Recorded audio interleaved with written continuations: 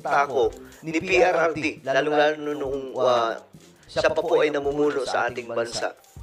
Ang nakakalungkot nito, imbis na magpahinga na po si Tatay Digong, ang ginagawa po nitong mga kandidato ng PDP, mga sangkay, hinahatak po siya. So bakit po siya hinahatak? Kasi alam nyo, guys, wala pong boboto sa linyada nila kung wala si PRRD. Wala pong pupunta sa mga rally nila kung wala si Tatay Digong.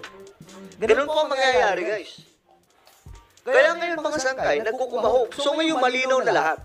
Mas malilinawan kayo sa i-reveal ni Senator Robin Padilla. Pakinggan nyo mga sangkay. Narito naman ang kanyang sinabi. Ang iniisip ko yung kampanya. Ang iniisip ko yung kampanya. Ano pa? Usapin ng presence ni Mayor, isapul na sapul kami. Usapin sa presence ni Mayor, isapul na sapul kami, sabi niya. Hindi nga itatanong ko kay Mayor, paano na yun?